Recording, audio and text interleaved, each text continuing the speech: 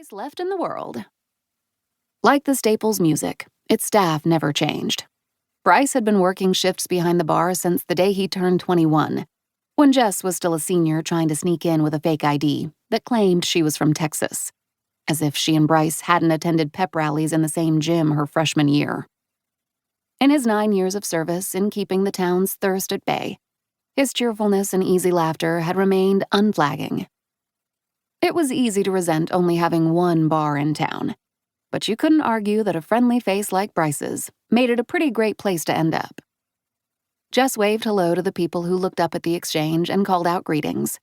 They weren't a closed-off crowd.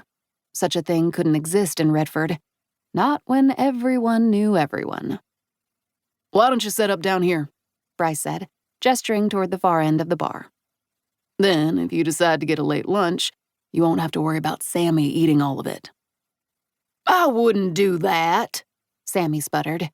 He grabbed a couple of his neighbor's fries and outrage ate them. "You know you can order food of your own, right?" Bryce said to him. "I would if I were hungry.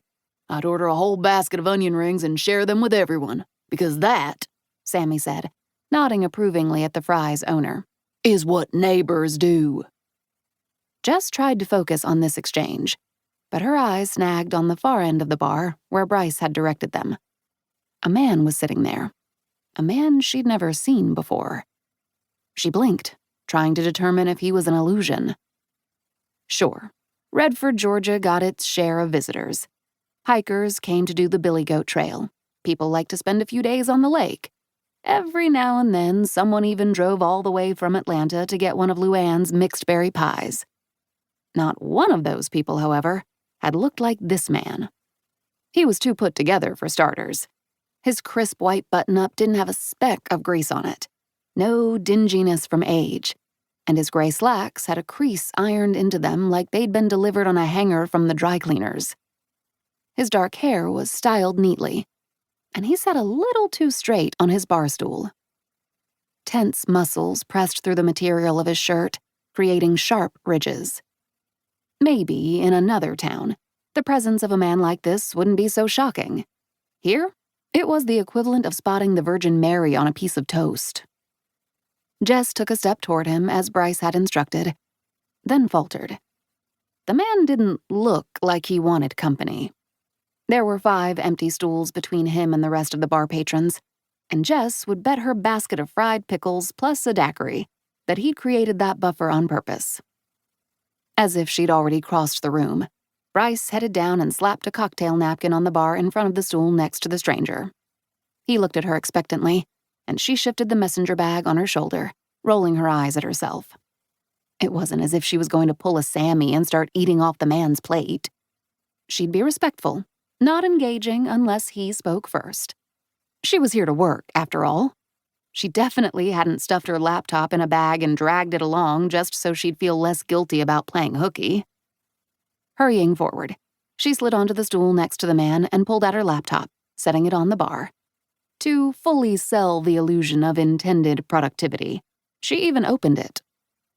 The romantic comedy filled the screen, a massive block of text that stared at her reproachfully. "Let me guess," Bryce said. "A whiskey. Neat." Jess laughed. Perfect. The man glanced over in approval, and Jess noticed that he had a glass filled with amber liquid in front of him. Of course, it was exactly the kind of drink she would have given his character in a novel. Simple, no nonsense, classic. "Are you in town visiting someone?" The moment the words were out, Jess realized she'd not only failed in her determination not to engage, but she'd also skipped a couple of steps. She was supposed to start with a hello, introduce herself, then she could begin the interrogation. "Kind of." The man glanced over at her without shifting his body. His dark eyes were shot with red. The stubble covering his jaw surprised her. Jess had pegged him as the type who would shave daily. "How do you kind of visit somebody?" Jess grinned. "Are you like a bookie or something? Paying someone a visit to collect your money?" She did that ridiculous thing where she curled her fingers to indicate quotation marks, then regretted it immediately. Bryce looked up from the ingredients he was collecting for her drink.